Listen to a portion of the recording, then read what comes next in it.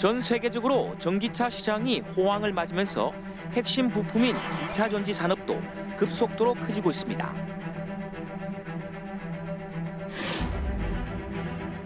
지난달 우리 전기차 수출이 지난해 같은 달보다 28% 넘게 줄었습니다. 세계적으로 전기차 수요가 절벽을 맞았다는 분석까지 나오고 있습니다. 스마트폰을 비롯해 전기 자전거에 이르기까지 갈수록 늘고 있는 리튬 전지 사용 기기들이 폭발 위험 논란에 휩싸였습니다.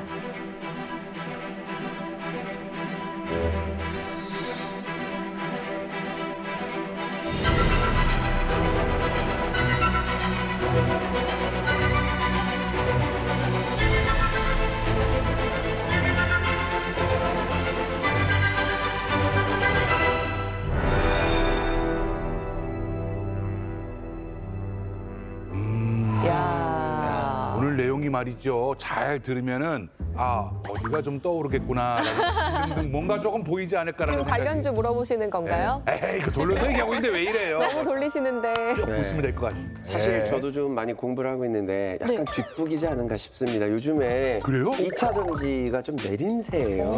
그러면은 3차 전지로 가고 있는 겁니까? 그러니까 다음 4차로 뭐예요? 갈 수도 있고요.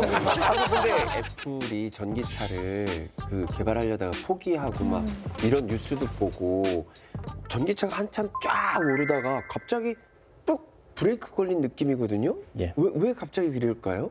지금 글로벌 전기차 성장세가 둔화가 되면서 2차전지 업계, 즉 배터리 업계에서도 영향을 많이 미치고 있습니다. 하지만 현재 우리나라를 비롯해서 전 세계 차세대 배터리 개발 경쟁을 치열하게 벌이고 있는데요. 혹시 지금 전기차 시장이 캐즘 국면에 접어들었다 이런 얘기 혹시 들어보신 적 있으신가요? 캐즘은 모르겠고 제 주식은 놓고 있습니다. 자, 캐즘이라는 건 뭐냐면 소수의 혁신적 소비자들이 어떤 제품을 많이 소비하다가 이게 이제 소수의 혁신자가 아닌 대중화로 접어들기 전에 수요가 약간 정체되는 현상을 캐즘이라고 합니다. 이 단계를 뛰어넘으면 제품은 대중화가 되면서 성공을 하는 것이고요. 그 장벽을 넘지 못한다면 도태될 수도 있는 것이죠. 그래서 이제 최근 전기차 수요도 꺾이다 보니까 자연스럽게 배터리 물량이 줄어들면서 배터리를 생산하는 기업, 소재를 만드는 기업들의 실적도 같이 하락하게 되는 것입니다. 현재 전기차 그리고 배터리의 시장 현황을 한번 보시죠. 이 그래프는 전기차와 배터리 판매량의 전년 대비 몇 % 증가했는가를 나타내는 건데요. 2021년에는 109%까지 폭발적으로 늘어났다가 이후 증가세가 빠르게 약화되죠. 하지만 여전히 16.6%로 성장을 하고 있습니다. 그러면요, 쌤, 지금 플러스이기도 하니까 일시적으로 잠깐 멈췄다가 다시 회복을 할 수도 있는 거겠네요? 예, 점차 회복될 것입니다. S&P 리서치의 배터리 수요 전망을 보게 되면 지난해 706기가와트 규모였던 글로벌 수요가 2035년에는 4,760기가와트에 달할 것이라고 분석했는데요. 이 수치는 거의 매년 17% 성장한 것입니다. 한마디로 최소 12년 이상 계속 꾸준히 성장한다는 것입니다. 2030년에서 35년 사이에 뭔가 특이점이 오나 봐요. 확 껑충 뛰네요. 그러네. 예, 이때가 어느 시기냐 하면 주요 각국이 내연기관 차량 판매를 금지하는 시기입니다. 맞다. 옛날에 말했었어. 그렇기 때문에 이제 위에서 또. 저때쯤 되면 정책적으로나 아니면 시장에서 내연기관 차를 구하기가 힘들기 때문에 성장할 네. 수밖에 없는 그런 상황으로 접어들게 됩니다. 이렇다 보니까 국내 배터리 기업인 LG 엔솔, 삼성 SDI, SK온 등이 다가올 전기차 상승 시장에 대비해서 선제 투자를 이어가고 있고요. LG 엔솔은 미국 애리조나에, SK온은 현대 자동차와 함께 미국 조지아 등의 여러 지역의 배터리 공장을 건설해 생산 능력을 확보해 나간다고 합니다. 그럼 왜 수요가 침체됐냐 한번 살펴보면 네. 소비자들이 현 시점에서는 전기차에 아직은 좀 불편하거나 부담스러운 부분들이 있기 때문입니다. 전기차 가격이 일반적으로 내연기관 자동차나 혹은 하이브리드 자동차보다 상당히 비싸게 책정돼 있고요. 여기에 예전에 이제 보조금을 줬었는데 그 보조금도 점차 줄어들고 있습니다. 그런데다가 전기차 충전소 인프라가 아직까지는 충분하지 않고 한 번 충전 시 운행 가능한 거리도 일반 내연기관 자동차보다는 아직은 좀 짧습니다. 네. 그렇다 보니까 많은 소비자들이 최근에는 전기차보다는 하이브리드 차를 좀 선호하게 되었습니다. 사실 전기차가 엄청 각광받았을 때 전부 다 갑자기 다 전기차로 바뀔 줄 알았는데 생각보다 맞아요. 속도가 더디다는 그런 느낌이에요. 맞아요. 그래서 수요 정체기를 극복하려는 전략으로 우리나라를 비롯해서 전 세계가 기존의 리튬이온 배터리보다 성능뿐 아니라 가격 경쟁력이 있는 배터리 개발에 박차를 가하고 있는 그런 상황입니다. 아하. 근데 궁금한 게 전기차에서 배터리가 뭐 중요하다 뭐 이런 얘기는 많이 들은 것 같은데 차 살 때 가격에 그 배터리 값이 얼마나 차지하고 있는 거예요? 예, 배터리는 전기차 성능과 주행거리 이런 데 상당히 밀접하게 영향을 주는 주요 핵심 부품이기도 하지만 가격의 상당 부분을 차지합니다. 대략적으로 차 가격의 한 40에서 50% 정도를 배터리 절반이 거의 거예요? 절반을 그러니까 비싼가 봐요, 전기차가. 다른 의미로 배터리 사는 거네요. 야. 몇 천만 원짜리 배터리 사는 그러네. 거네요. 아니 근데 그러네요. 쌤, 제가 신기한 게 우리 내연기관 살 때는 예전에 차를 볼 때 다 엔진 얘기했거든요. 뭐이 엔진이 몇 개 통이고 무슨 뭐 독일 무슨 기술의 엔진, 연마력. 뭐 우리 대한민국 자체 엔진을 개발해야 됩니다. 전부 엔진 얘기를 했는데 전기차 시대에는 전부 배터리 얘기만 하는 것 같아요. 가장 핵심 부품을 얘기하면 배터리와 모터긴 한데요. 네. 어떤 것이 더 성능에 영향을 주냐를 비교를 했을 때 배터리구나. 현재로서는 배터리가 조금 더 영향을 많이 줍니다. 그렇기 때문에 이제 배터리 얘기를 많이 하는 거고요. 쌤, 그러면 전기차 시장이 지금 이렇게 주춤하고 있고 그럼 사실상 2차 전지를 대표하는 게 리튬이온 배터리인데 이 시대는 좀 끝났다고 봐야 되는 건가요? 아니요, 끝나지 않았습니다. 예. 지금 리튬이온 배터리가 부족한 점을 가지고 있고 그거를 개선하려는 것입니다. 차세대 배터리를 얘기하기 전에 먼저 리튬이온 배터리에 대한 이해가 좀 필요한데요. 제가 하나 들고 나왔는데요. 뭐예요? 이게 이제 리튬이온 배터리 NCM 배터리입니다. 이게 배터리라고요? 거짓말. 그게 무슨 배터리예요, 그게. 선생님 사원, 그냥 사원증 카드 아닙니까? KBS 출입증 아니십니까? 잘못 보내신 것 같은데요. 이게 배터리라고? 너무하시네. 예, 요거는 이제 저희 실험실에서 만든 거라 조금 작게 만들어져 있고요. 이게 이제 기업으로 가게 되면 상당히 큰 배터리를 만들고 그거를 직병렬 연결해서 사용을 하게 되고요.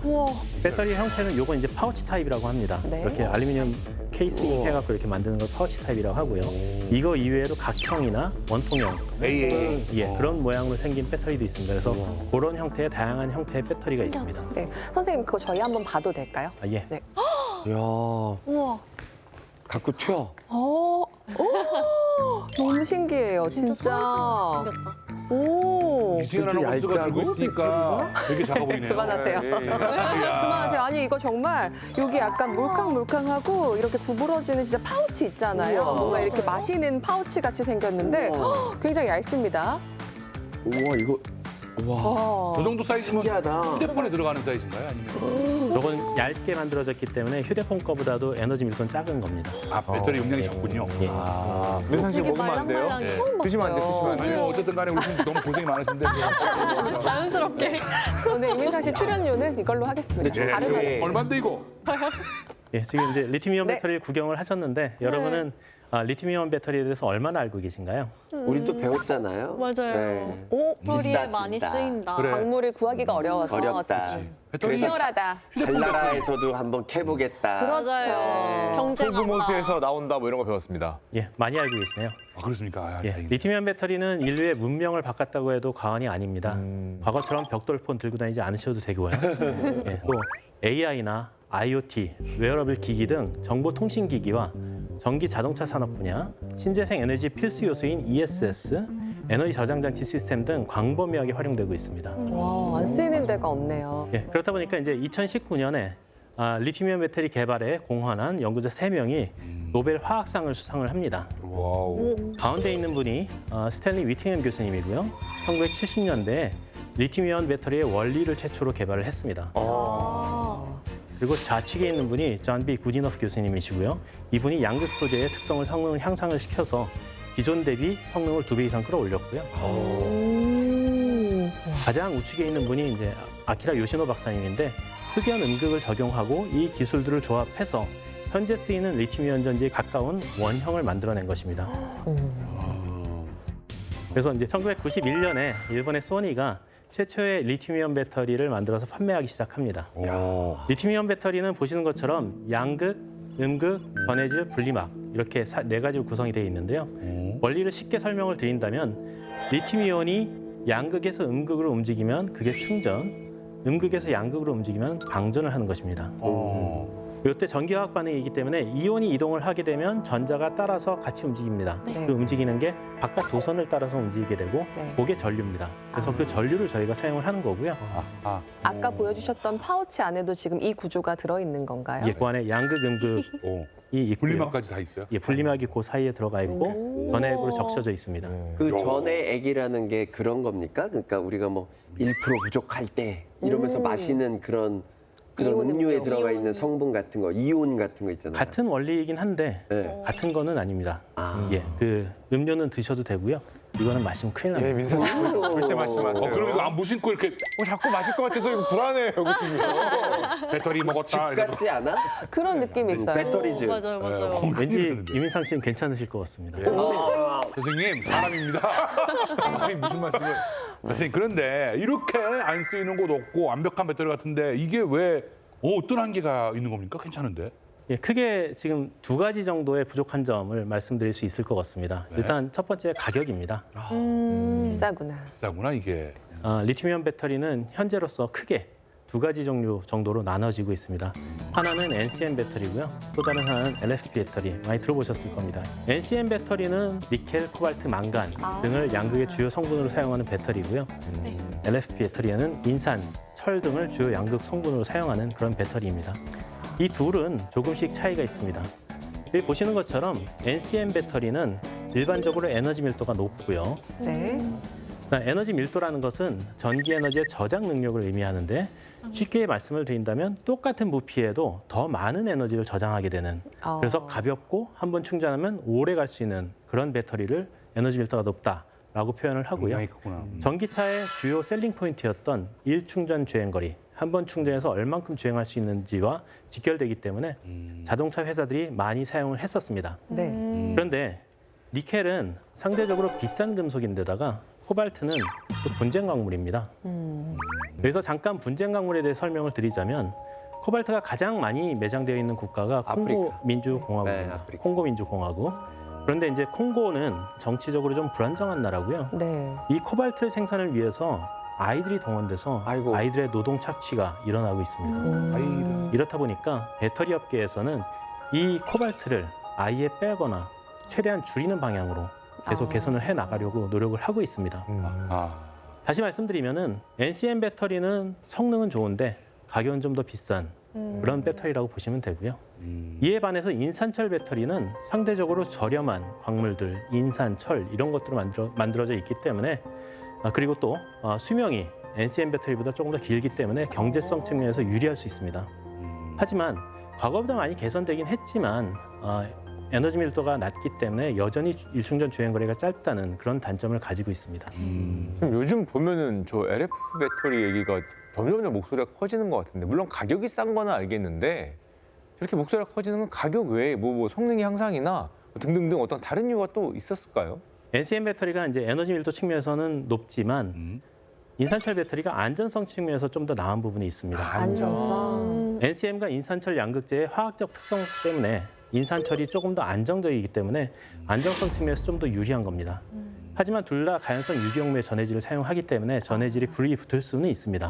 주기 때문에 주기적으로 한 번씩 맞아요. 계산하고 그랬던 것 같아요. 배터리 화재 문제는 종종 뉴스에서 다들 모두를 한 번 충격에 불 빠뜨리게. 붙으면은 끄기가 힘들다. 맞다. 뭐 이런 것들. 자동차에 불 붙어가지고 안 꺼지는 거. 소화기로도 잘 안 꺼지더라. 뭐 이런 얘기가 어디서 들어본 것 같습니다. 리튬이온 배터리의 경우 화재가 일어나게 되면 온도가 순식간에 올라가고 옆에 있는 배터리에도 불이 붙게 돼서 연쇄적으로 화재가 일어나는 열폭주 또는 열전이 현상이 발생되거든요. 이러한 현상은 더 많은 양의 배터리를 집어넣어 사용해야 하는 전기차, 에너지 저장 장치, 데이터 센터의 무정전 장치 등에서는 더 크게 나타나고 화재 진압이 쉽지 않습니다. 그렇다 보니 AI 시대에 중요해진 데이터 센터는 BMS, 배터리 관리 장치를 통해서 수시로 배터리를 점검하고 유사시에 더 큰 사고로 이어지지 않게 배터리 간 적정 간격을 확보하거나 열차폐 장치를 설치해서 안전성을 강화하고 있습니다. 아니 배터리는 사실 아직도 많은 분들이 좀 화재에 대해서는 불안해하시는 게 사실이고 우리 생명과 재산을 지키기 위해서는 안전한 배터리를 개발하는 게 급선무일 것 같은데요. 그래서 지금 나오는 이야기가 차세대 배터리인 건가요?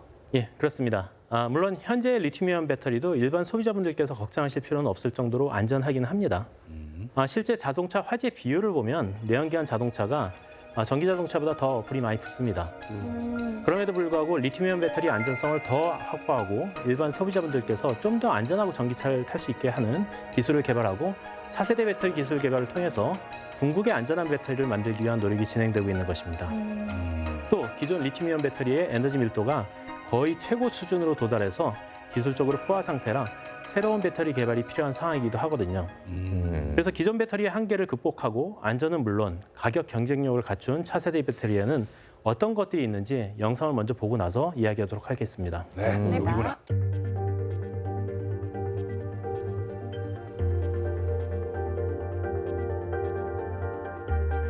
지금 세계 자동차 시장은 전기 자동차로 빠르게 재편되면서 배터리 시장의 패권을 둘러싼 글로벌 경쟁이 치열합니다.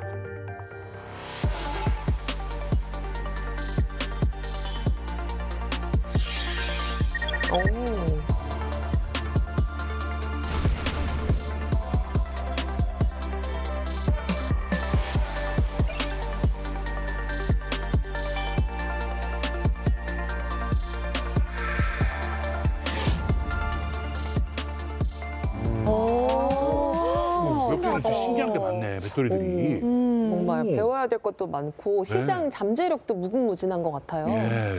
근데요, 쌤, 아까 영상에서도 되게 다양한 배터리들이 나왔는데 그러면 지금 현재 차세대 배터리로서 개발되고 있는 것들이 어떤 것들이 있어요? 현재 개발되는 몇몇 후보군들이 있는데 그중 가장 주목을 받고 있는 것이 바로 전고체 배터리입니다. 전고체 네. 배터리. 자, 리튬이온 배터리와 뭐가 달라졌을까요? 가운데가 가운데 막이 없어졌어요. 없어졌네요. 고체가 됐어요. 예, 맞습니다. 없다. 예, 전고체 배터리는 양극과 음극 사이에 전해질을 액체에서 고체로 대체하는 것으로 기존에 불이 붙을 수 있는 유기용매 전해질을 사용하지 않고요. 이를 불이 붙지 않는 고체 전해질로 대체한 전지입니다. 전체적으로 고체이기 때문에 모양도 좀 자유롭게 만들 수 있고요. 셀 설계를 할 때도 제약이 훨씬 적습니다. 뿐만 아니라 전고체 전지에는 고체 전해질을 사용하는 특성 때문에 전극 소재에 대한 선택에 좀 더 자유롭고 이를 통해서 높은 에너지 밀도를 확보할 수 있습니다. 너무 좋은데 단점이 없는데 이걸로 가시죠. 사용하면 되죠, 그냥. 이걸로 100개 갖다 주세요. 이걸로 하겠습니다. 아직 기술 개발 많이 해야 되고요. 아직 완벽하지 않아. 저희가 이제 기술 개발 성공하면 예측하기로는 기존 NCM 배터리보다 약 2배 정도 높은 에너지 밀도를 가진 배터리를 만들 가능성이 있다라고 생각을 하고 이걸 어디서 있고요. 만들고 있습니까? 여러 기업들에서 하고 있습니다. 알아서 LG, 조사해라. 예, 여러 알겠습니다. 그런데 말이죠, 이게 네. 왜 꿈의 배터리라고 하는지 이제 알 것 같은데 이러면 좀 비싸지 않을까 싶습니다. 그러게요. 예, 이제 기술이 성숙해 갖고 경제성까지 확보가 된다면 그러면 전기차 배터리로서 전고체 배터리가 효율적일 수는 있습니다. 하지만 아직 기술이 성숙되지는 않았고요. 기술이 성숙되기까지는 시간이 많이 필요하고 또 이것만으로 가격이 결정되는 것은 아니라 관련 서플라이 체인까지 모두 성숙이 돼야 되기 때문에 아마 많은 시간이 걸릴 겁니다. 공급망까지. 리튬이온 배터리가 1991년에 상용화 된 이후에 전기 자동차에 본격적으로 들어가기까지 약 한 30년 걸렸습니다. 30년이요? 사실 고체 전해질 개념은 상당히 오래전부터 있기는 했지만 이것을 배터리에 적용할 수 있는 수준으로 기술을 향상시키는 것을 처음으로 개발한 곳이 또 일본입니다. 2010년에 토요타가 일본 도쿄 공업대학의 칸노 료지 교수님과 같이 협력해서 황화물 전해질을 사용한 배터리 시제품을 공개했고요. これまで固体電池のメリットっていうのが、実際それを、実証できたことがなかったわけですけれども、実際の固体にすることによる電池の特性のメリットというのが初めて明らかになったと考えています。 그러면서 전 세계적으로 전고체 배터리에 대한 연구가 크게 늘어났습니다. 그럼 아까 전에 원천 기술에서도 노벨상 받은 일본 과학자분이 계셨는데 전고체 배터리도 그럼 일본이 좀 앞서가고 있다 이렇게 봐야 되나요? 얼마 전까지는 그렇게 평가를 했는데 지금의 상황은 딱히 그렇다라고 할 수는 없을 것 같습니다. 사실 토요타가 도쿄 올림픽에 열릴 예정이었던 2020년도에 전고체 전지를 탑재한 전기차를 내놓겠다고 했었어요. 그런데 2022년으로 연기를 하고 또다시 2025년으로 연기한 데다가 지금은 이제 전기차가 아닌 하이브리드 자동차에 탑재를 하겠다고 하면서 이렇게 계속 계획을 변경을 하고 있고요. 이런 상황에서 이제 우리 삼성 SDI가 2027년에 전고체 배터리 상용화 계획을 발표했고요. 유럽 자동차 회사들도 연이어서 계획을 내놓고 있습니다. 하지만 제 개인적인 생각으로는 이들의 목표 시점보다는 조금 더 걸리지 않을까 싶습니다. 그런데 쌤, 이렇게 아직 기술도 발달하는데 이제 한참 만드는 중인 이 전고체 배터리, 이게 그럼 되면은 전기 자동차에만 쓰이게 되나요? 예. 전고체 배터리는 전동 공구나 가전제품 그리고 그런 데도 적용될 수 있고요. 소형 전지부터 해서 ESS, 데이터 센터, 잠수함까지 굉장히 광범위하게 사용될 수 있습니다. 예전에 이제 디젤 잠수함일 때는 하루에 뭐 몇 번씩 올라가서 수면에서 충전을 하기도 해야 됐었고 또 내연기관을 통해서 지속적으로 충전을 했어야 됐거든요. 그래서 이제 리튬이온 전지로 대체되면서 그런 충전에 대한 어떤 부담감이 좀 더 줄어들었고요. 만약에 전고체 전지가 개발이 된다면 충전의 부담도 줄겠지만 혹시나 잠수함 안에서 사고 나면 큰일이잖아요. 그런 위험 부담이 많이 줄어들기 때문에 전고체 전지를 탑재하게 되면 많은 장점이 생기게 됩니다. 배터리 이제 배터리 잠수함 나올 수 있는 거네. 배터리 잠수함. 배터리 잠수함. 그렇다면 여기에는 이제 어떤 배터리가 사용이 될까요? 이게 앞으로 이제 이런 게 도심에 막 떠다닐 거라고 하는 그런 거죠. 택시처럼 날아다니는 택시. 좀 여기에 다른 형식의 배터리? 드론이네. 쓰이는 지금 배터리요? 현재 예. 리튬이겠죠, 뭐. 리튬이온 설마. 아닌가? 예. 아직 그럼 안 됐는데. 예, 지금 이제 보시는 거는 내년 상용화를 목표로 하고 있는 UAM 도심 항공 모빌리티인데요. 이런 것들은 하늘 날아야 되기 때문에 배터리 조건이 상당히 까다롭습니다. 일단 전기차 배터리보다 무게가 훨씬 경량이어야 되고요. 그다음에 안전성 기준도 상당히 높습니다. 뿐만 아니라 에너지 사용량도 많기 때문에 높은 에너지 밀도가 필요하고 그렇다 보니까 NCM 배터리에 니켈, 코발트 등 무거운 원소가 아닌 상대적으로 가벼운 원소인 황을 사용을 한 리튬 황 배터리가 적합하다고 보고 개발 중에 있습니다. 그리고 황이 공급망 이슈에서 자유로운 것도 큰 장점으로 보고 있습니다. 왜냐하면 리튬이온 배터리의 경우 핵심 소재들이 대부분 중국 의존도가 상당히 높습니다. 그래서 수급이 불안정하고 가격이 비쌌는데 황은 석유를 정제하는 과정에서 부산물로 나오기 때문에 정유사들이 부산물로서 황을 가지고 있습니다. 그렇기 때문에 가격이 저렴해서 배터리 제조 단가를 낮출 수 있는 그런 장점이 있습니다. 어쨌든 아까 양극의 니켈, 코발트, 망간이 아니라 황을 사용해서 차세대 배터리를 지금 장착할 것이다 이렇게 보시는 거군요. 예. 네. 그런데 내년에 상용화를 목표로 하고 있다고 말씀을 하셨잖아요. 근데 이 많은 기술적인 문제들을 다 해결하는 게 가능한가요? 모든 기술들이 그렇지만 초기 상용화 시점에는 매우 제한된 영역에서 사용이 되고요. 그리고 일반 소비자들이 사용할 정도가 될 때까지는 시간이 좀 더 많이 걸릴 것입니다. 하지만 기술 개발에는 조금씩 진전이 있습니다. LG 엔솔이 2020년 8월에 리튬 황 배터리 시제품을 탑재한 무인기를 영하 70도의 지구 성층권으로 뛰어 올렸거든요. 국내 최초로 22km를 올리고 13시간 동안 비행한 기록도 가지고 있습니다. 아직 수명 특성이나 기술적으로 다 해결해야 될 사항들이 있긴 하지만 조금씩 진전이 되고 있습니다. 그런데 이 시기가 상당히 중요합니다. 사실 시장은 아직 열리지 않은 상태에서 기술은 개발해야 되고 이런 시점에서는 기업이 열심히 개발하는 것도 중요한데 거기에 이제 정부의 적절한 지원으로 산학연이 같이 연구를 해나가면서 그렇게 해야지 성과를 앞당길 수가 있거든요. 사실은 차세대 2차전지 분야 전반이 이런 상황에 있습니다. 근데요, 쌤, 차세대 배터리의 개발 초점을 보면은 가격이나 좀 안전성 이런 거에 되게 초점이 많이 맞춰져 있는 것 같다라는 생각이 많이 들거든요. 근데 리튬이 아니라 뭐 다른 소재를 이용한 차세대 배터리를 개발한다든지 그런 거는 불가능한 건가요? 와, 진짜 좋은 노벨상 아닙니까? 만약 그러면 리튬이온 말고 딴 걸 하면.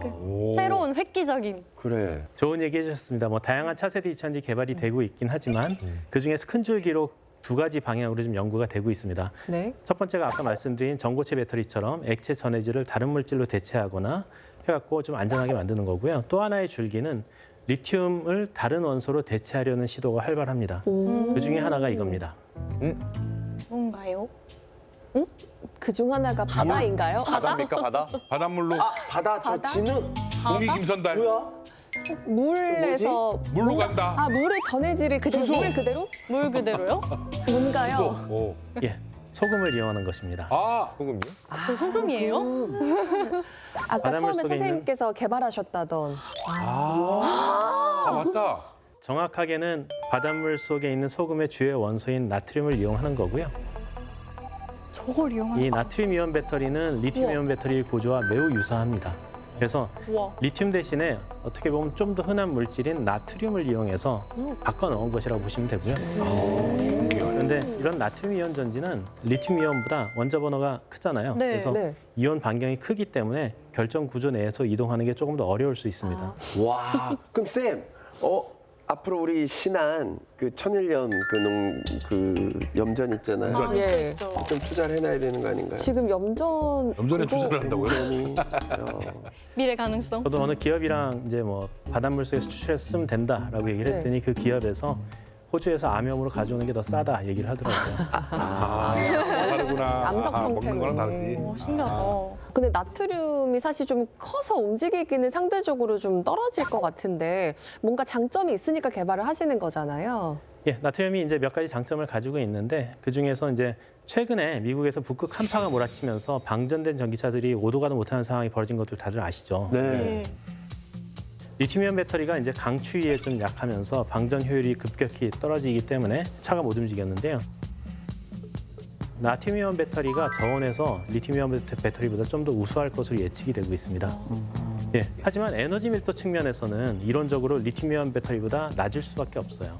현재 리튬이온 배터리가 킬로그램당 대략 한 250에서 300와트아워 수준인데 비해서 현재의 나트륨이온 전지는 약 120와트아워 수준이고요. 절반. 중국의 배터리 업체인 CATL이 얼마 후에 리튬 인산철 배터리와 유사한 수준인 200와트/kg을 목표로 개발한다고 하긴 했는데 아직까지는 기술적인 허들이 꽤 있는 그런 상황입니다. 그리고 수명 특성 측면에서도 아직은 개발해야 할 사항들이 남아 있고요. 그렇다 보니까 이제 가격 경쟁력이 있음에도 본격적으로 상용화하는 데는 조금 더 시간이 필요할 것으로 생각을 하고 있습니다. 아니 그런데 말이죠. 바닷물이 널려 있는 게 바닷물이고 소금도 널려 있는 게 소금인데 그걸 가지고 뭔가 배터리를 만들 수 있다라는 건 가격이 확 낮춰지겠다라는 얘기인데. 이러면 대박 아닙니까? 배기만 한다면. 지금 성능이 어디까지 와 있습니까, 쌤? 중국이 이제 지난해 말에 나트륨이온 배터리를 탑재한 이륜차를 출시했고요. 올해 1월에는 이제 전기 자동차까지 출시를 했어요. 중국 배터리 제조사인 하이나 배터리가 제조한 원통형 나트륨 배터리 셀을 탑재했는데요. 이거 에너지 밀도가 한 대략 120와트/kg 정도가 된다고 합니다. 그럼 지금 좋은 점이 싸다는 거 정도밖에 없겠네요. 뭐 오래 가는 것도 아니고 저게 지금 현재는 그럼. 현재 상태에서는 120와트/kg이기 때문에 우리가 일반적으로 지금 사서 탈 수 있는 전기 자동차의 성능을 기대하시면 안 되고요. 그냥 마트용 정도 생각하시면 돼요. 마트용. 가운 데만 가는 거예요. 근데 지금 저게 지금 판매가 되고 있는 거잖아요. 그러면은 에너지 밀도도 아까 훨씬 낮고 이제 보완될 부분들이 여러 가지가 있다라고 말씀을 하셨는데 실제로 저 차를 이용하는데 문제가 없을까요? 일단 중국의 좀 특성이 있기는 한데요. 우리보다는 제품의 완성도가 높지 않아도 그냥 시장에 출시를 합니다. 그래서 이제 최근에 중국 가전업체인 샤오미가 전기차를 내놨고 그 이후에 이제 사고 영상들이 계속 나오고 있잖아요. 최근 샤오미가 첫 전기차를 출시해 시장에 뜨거운 반응을 얻었습니다. 그런데 시승 운전 도중 사고가 나는 영상들이 확산하며 안전성 논란이 일고 있습니다.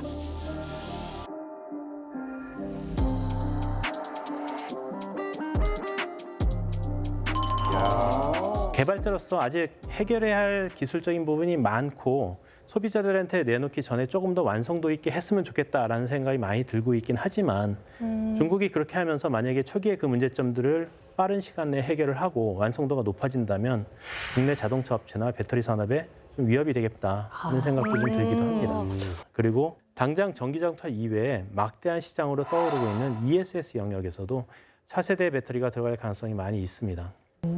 ESS. 아까 ESS라고 지나갈 듯이 이야기를 하셨던 것 같은데 앞으로 전기 자동차만큼이나 되게 주목해야 하는 것들인가요? 뭔가요? 예, 전기 자동차 이제 많이 보급되면 인프라가 중요해집니다. 네. 전기 자동차에 공급할 전기가 또 중요하니까요. 이를 위해서는 신재생 에너지를 통해서 전기를 생산하겠지만 신재생 에너지에 의해서 생산된 전기는 연속적이지 않고 품질이 좋지 않습니다. 만약에 태양전지를 예를 들면 낮과 밤의 차이가 있고 밤에는 생산이 안 되죠. 그리고 태양전지 위로 구름이 지나가면 전기 품질이 안 좋아지겠죠. 이런 상황들을 개선할 수 있는 가장 좋은 방법이 배터리에 저장했다가 사용하는 것입니다. ESS는 신재생 에너지뿐만 아니고 대규모 전력 저장을 통해서 전력망의 효율화에도 꼭 필요한 그런 기술입니다. 그런데 ESS용 배터리는 자동차용과는 비교할 수 없을 정도로 큰 규모로 사용하기 때문에 에너지 밀도보다는 경제성, 수명, 안정성 이런 것들이 더 중요하게 됩니다. 그렇기 때문에 시장 규모도 막대하게 커질 것이고요. 이러한 스펙들을 충족하는 배터리는 차세대 2차전지 중에 후보들이 또 있습니다. 뭐 나트륨 이온 전지나 레독스 흐름 전지 이런 것들이 존재를 합니다. 야, 이게 전기차 뭐 배터리 시장을 이게 세계에서 우리가 장악하자, 다 먹겠다는 그 중국의 기세가 만만치 않지 않습니까? 네. 근데 차세대 배터리 종류도 많고 아직 개발 단계라서 우리가 그냥 중국이 앞섰다라고 인정하기는 조금 애매하긴 한데 아직은. 과연 누가 먼저 상용화 그리고 대중화를 하느냐 이게 관건이지 않겠습니까? 예, 맞습니다. 리튬이온 배터리 시장은 지금 우리나라하고 중국이 좀 승기를 잡은 그런 상황이고요. 예, 그렇기 때문에 이제 일본을 비롯해서 미국, 유럽 국가들도 절대적 1위가 없는 차세대 배터리 시장의 주도권을 잡기 위해서 투자도 하고 기술 개발에 총력을 다하고 있는 그런 상황입니다. 이 이야기는 영상 보고 이어서 해보겠습니다. 전기차에 들어가는 배터리 시장 선점을 놓고 세계적인 배터리 기업들이 개발 경쟁을 펴고 있습니다.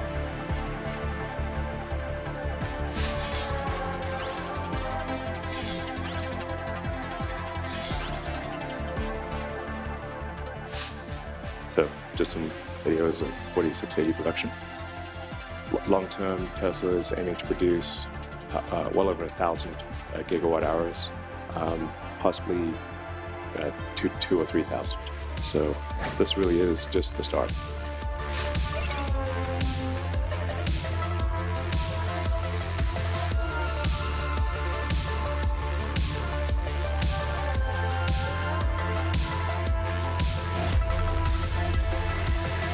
와, 치열하네요. 배터리 전쟁, 네, 뭐 반도체, 오랜만에. 배터리, 뭐 이런 첨단 기술은 다 전쟁이군요. 전쟁이 없는 게 없는데 또 우리의 머스크 형이 등장하고 또 스크 형이 또 나왔어요. 네. 굉장히 벼르고 있다는 생각도 드는데 쌤 그러면 지금 나라마다 이렇게 차세대 배터리 아주 난리로 다 뛰어들고 있는데 개발 양상도 좀 다 다른가요? 어떻게?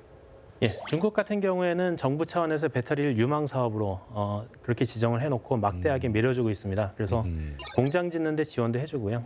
각종 세제 혜택도 주고 있고 전기차 판매 보조금도 기업에다 주기 때문에 힘을 많이 받는 부분이 있습니다. 또 우리나라는 배터리 셀 업체는 한 3개밖에 없고 소재 업체도 아주 많지는 않은데 중국은 배터리 회사가 상당히 많습니다. 중국의 CATL의 연구원 수를 한번 보면 국내 전지 3사 연구원을 합친 것보다 거의 2배 수준으로 지금 될 정도로 인해 전술이라고 보시면 됩니다. 한 회사가 우리나라 전체 연구원의 2배. 그렇게 인해 전술이다 보니까 사실은 중국에서는 지금 개발 안 하는 배터리가 없을 정도다. 뭐 그런 얘기도 나오고 있습니다. 종류를 다 하는구나 그냥. 와. 그리고 이제 배터리 개발 방향성은 중국 시장 자체가 값싼 게 가장 큰 장점이기 때문에 약간 저가 정책으로 먼저 시작을 해서 그렇게 개발을 하다가 성능을 높이는 쪽으로 가고 있습니다. 그렇다 보니까 앞서 언급한 나트륨 이온 배터리 같은 것들의 개발과 생산에도 많은 투입을 하고 있고요. 전고체 배터리의 과도기 단계인 전해질이 젤 형태이거나 혹은 그것들이 섞여 있는 반고체 배터리도 개발을 해서 지난 4월 초에 중국 전기차 브랜드인 니오가 제품을 내놓기도 했습니다. 젤 형태도 있는 거예요? 이걸 저희가 반고체라고 표현을 하고요. 말랑말랑한 거. 완전히 젤이라기보다도 전고체인데 그 고체 전해질에 그런 젤들이 섞여 있거나 혹은 좀 심한 경우에는 액체 젤을 약간 섞거나 이런 형태들이 존재를 합니다. 쌤, 그럼 이렇게 되면은 중국이 지금처럼 간다면 배터리 시장을 좀 주도할 것 같은데 쌤은 어떻게 생각하십니까? 일단은 가격입니다. 중국은 이제 과거부터 원료, 광산이죠. 그래서 이제 재련, 정제, 소재, 셀, 자동차까지 수직 계열화를 이뤘습니다. 또 풍부한 내수 시장과 환경을 좀 덜 중요시하는 것들이 영향을 많이 줬습니다.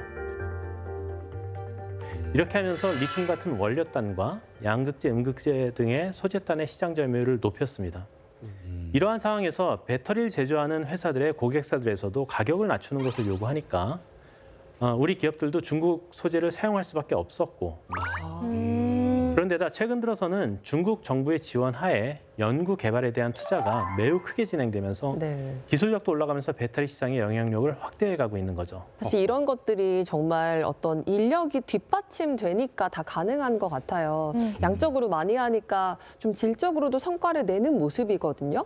그러면 이렇게 전고체 배터리를 연구하고 또 개발하는 나라가 한중일 말고 또 있나요? 미국도 합니다. 사실 배터리의 대부분의 원천 기술은 다 미국에서 나온 겁니다. 그런데 신기하게도 배터리의 원천 기술은 가지고 있는데 배터리를 생산하거나 혹은 소재를 생산하는 분야는 미국이 직접 할 경우에 좀 잘 안 되는 그런 경향이 있어요. 미국이 다 원천 기술 갖고 있다고 하셨는데. 예, 그건 저희도 정확하게 알진 못하는데 이게 젓가락 이론하고 또 연결되는 건지 그건 잘 모르겠는데요. 젓가락 이론. 젓가락 이론이 뭐예요? 젓가락 우리 이론. 한국 사람들이 손 기술이 필요하고 예. 젓가락을 쓰는. 아니야. 나 저는 한국이지. 나 그렇게 밥 먹는데 기술 하나도 없어. 그 유민상 씨가 가장 우리 중에 천재여야 되거든요. 아니, 유민상 씨는 그 숟가락으로만 먹습니다. 네, 무슨 젓가락으로는 소리예요? 안 해요. 젓가락 많이 써요. 조금 더 자세히 말씀드리면 배터리를 생산하는 라인에서는 약간의 차이만 있어도 서로 다른 부분이 존재를 하거든요. 그거를 미세 튜닝을 해야 되는데 그런 것들을 동양권 문화에서 좀 잘 하는 것 같습니다. 그런 것들이 있지 않을까라고 추정을 하고 있고요. 그래서 이제 미국은 현재 리튬이온 전지보다는 스타트업들에서 차세대 배터리 개발에 조금 더 치중을 하고 있는 그런 상황으로 보시면 됩니다. 그래서 일본과 독일 기업이 출자한 미국의 스타트업인 24M 테크놀로지가 기존 리튬이온 배터리보다 제조비가 최대 40% 적은 차세대 반고체 배터리를 2025년경에 공급하겠다고 하고 있고요. 네. 솔리드 에너지 시스템즈는 GM이 2015년부터 투자를 해서 리튬 메탈 배터리를 함께 개발하고 있습니다. 음극재에 기존의 흑연 대신 금속을 사용해서 에너지 밀도도 크게 높일 수 있는 그런 배터리거든요. 그럼 다른 나라들도 이렇게 열심히 개발하고 있는데 우리나라는 지금 어떤 상태예요? 예. 지난 3월에 K배터리의 차세대 기술과 미래 비전을 확인할 수 있는 행사가 열렸습니다. 올해로 12회째를 맞는 인터배터리 2024인데요.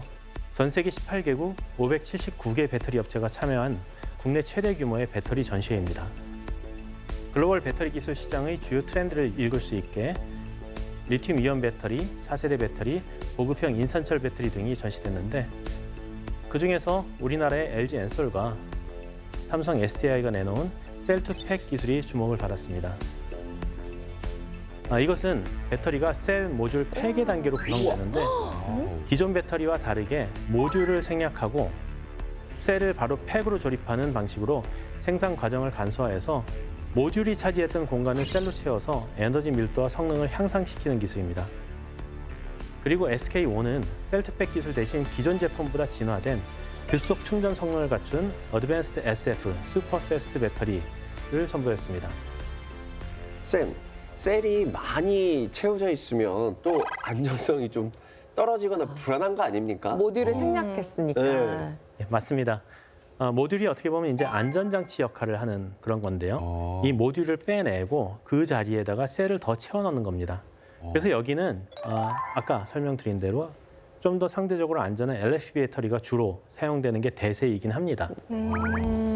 그런데 이 셀2팩 기술은 중국의 CATL 등이 주로 각형 배터리에 적용을 했는데 LG 엔솔이 조금 더 가볍고 에너지 밀도가 높은 파우치 셀에도 적용 가능한 기술을 개발하고 있는 것이고요. 그리고 이것을 궁극적으로는 NCM 배터리에 적용하려고 하고 있습니다. 이처럼 우리는 중국의 기술 추격을 따돌릴 제품 개발에 매진해야 글로벌 전기차 배터리 시장에서 지금과 같은 영향력을 유지할 수 있습니다. 쌤, 그러면 이제 지금 차세대 배터리를 열심히 개발하고 있잖아요. 그게 상용화되면 원통형 배터리나 리튬이온 배터리는 좀 사라지게 되고 도태되는 거 아닌가요? 일단 차세대 배터리가 상용화된다 하더라도 당장 기존의 리튬이온 배터리 시장을 대체하기는 어려울 것으로 생각을 하고 있습니다. 그리고 차세대 배터리가 시장에서 평가를 받는 동안에 리튬이온 배터리도 기술 개발을 통해서 한계 극복을 계속 해나갈 것이고요.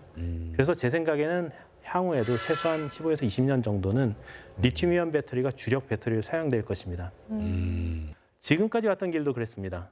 리튬이온 배터리가 나왔다고 해서 납축 전지가 줄어들었냐? 그렇지 않았습니다. 1991년도에 현존하는 배터리 중에서 가장 성능이 우수하다고 평가받고 있는 리튬이온 배터리가 상용화되었지만 2017년까지는 납축 전지가 시장 규모가 더 컸습니다. 새로운 배터리가 나왔지만 25년 이상 기존 배터리가 더 많이 쓰였던 거예요. 그리고 리튬이온 배터리는 기존 납축전지가 사용될 수 없는 새로운 시장을 창출해가면서 성장해 간 거죠. 이렇게 차세대 배터리도 일부 리튬이온 배터리의 영역으로 들어오겠지만 새로운 영역을 창출해가면서 성장할 가능성이 더 높습니다. 쌤, 근데 아까 영상에서 봤던 원통형 배터리 있지 않습니까? 이거 뭐 테슬라에서도 만들었던 것 같은데 이게 차세대 배터리라고 하기에는 이거 원통형 줄이면 결국 AA 사이즈 우리가 들고 다니는 거 그게 그거 아니? 뭐가 좀 그래도 다른 크게 건가요? 만드는 게 기술 아니에요? 아, 이걸 크게 만드는 게 기술인가? 이건 뭐 어떤 겁니까? 차세대 배터리인가요? 예, 제가 뭐 역으로 한번 질문 드리면 이게 4세대 배터리일까요? 아닐까요? 거봐, 아닌 것 같아. 아, 차세대가 아닌가 보다. 아니 근데 이거는 머스크가 하는 거는 대부분 차세대 아닌가요? 차차 세대 아닐까요? 미래 아니야. 일론 봐. 머스크가 하는데 알려주십시오. 뭡니까? 맞나요? 4680 배터리는 이제 차세대 배터리라기보다는 기존 리튬이온 배터리를 개선한 것으로 보시면 됩니다. 테슬라는 이제 공정의 혁신, 기존 소재의 업그레이드를 통해서 가격을 낮추려는 노력을 많이 하고 있습니다. 그 노력의 결과들 중에 하나가 이제 원통형의 4680 배터리인데요. 4680은 지름이 46mm, 길이가 80mm를 의미를 해요. 기존의 리튬이온 배터리는 18650으로 저희가 명명을 했고 네. 그거는 지름이 18mm, 길이가 65mm라는 뜻이고요. 맨 뒤에 0은 원통형이라는 뜻입니다. 그러면 우리가 일반적으로 알고 있는 AA 사이즈보다 그냥 조금 더 크다. 조금 더 큰 거로 보시면 됩니다. 이만한 배터리를 만드는 게 아니군요. 큰 차이가 없어 보이는데. 예. 이렇게 이제 4680으로 가게 되면서 18650에 비해서 셀을 크게 만들게 되고 각종 부자재 사용량을 줄일 수가 있습니다. 그렇기 때문에 이제 가격을 낮추는 효과가 있습니다. 또 각형이나 파우치형보다는 장점인 부분 중에 하나가 규격화된 사이즈이기 때문에 대량 생산에 유리합니다. 저게 성능이 너무 좋으면 우리 뭐 학교 다닐 때 어렸을 때는 저런 거 이렇게 배터리 보면 혀에다가 이렇게 대보거든. 전기 통하나 해가지고. 네. 왜?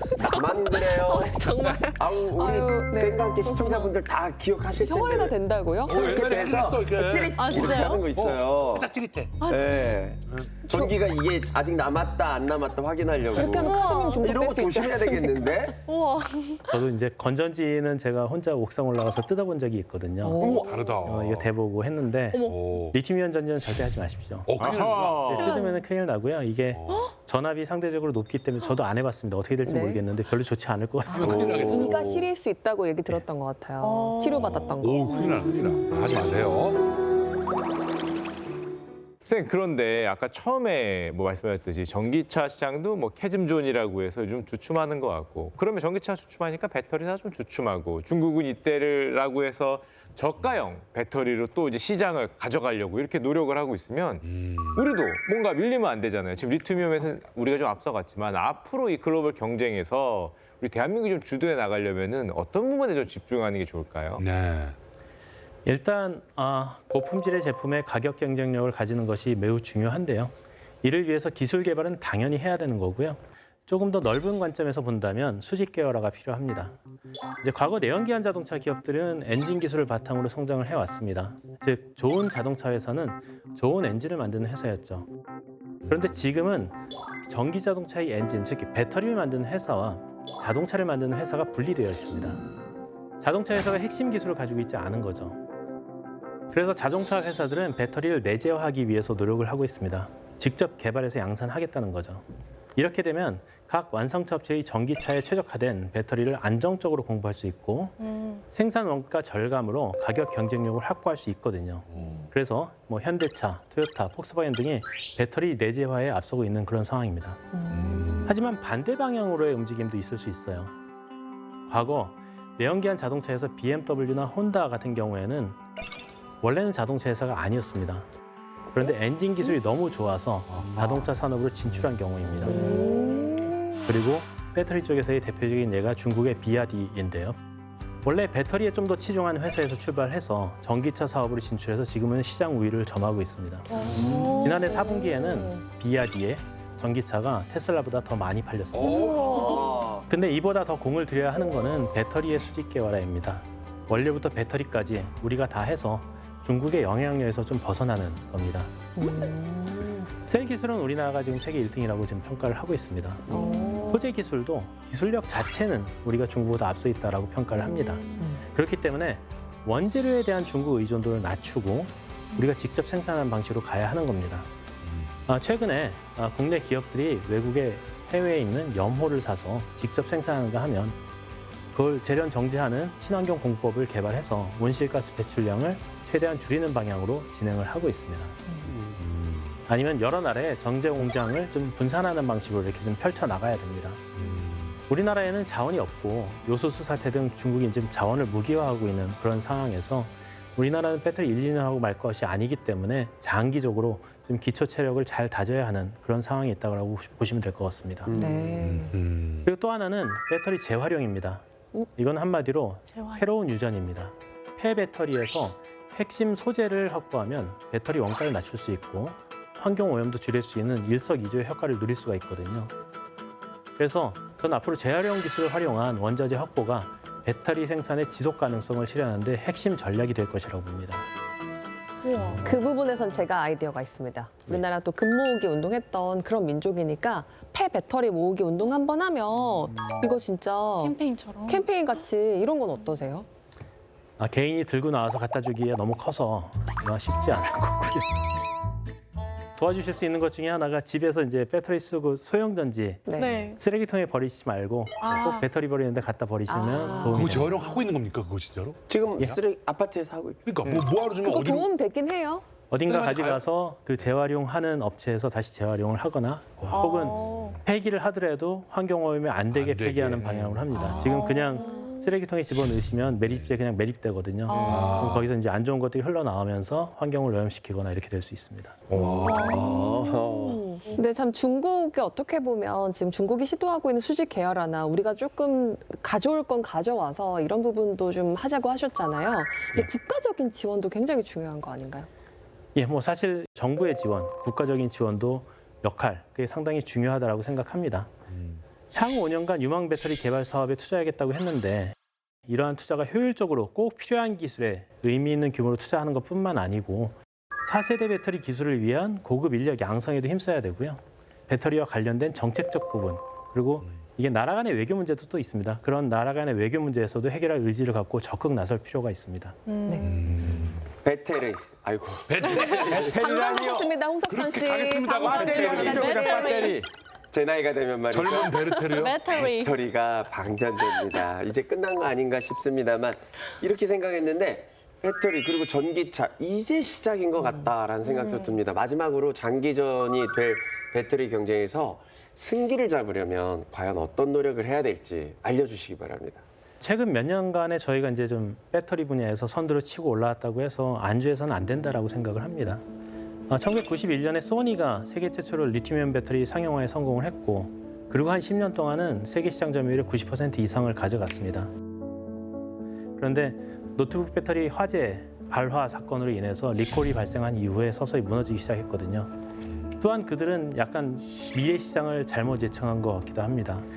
이런 것들은 어떻게 보면 초기에 너무나 많은 시장 점유율을 가져가면서 조금은 자만하지 않았을까. 그다음에 지속적인 연구 개발에 투자를 좀 덜 하지 않았을까라는 생각을 합니다. 이러한 일본의 사례를 반면교사 삼아서 우리가 지금처럼 혹은 지금보다 더 계속 기술 발전을 하고 노력을 해 나간다면 반드시 배터리와 미래 산업을 주도해 나갈 수 있을 거라고 생각을 합니다. 와. 네.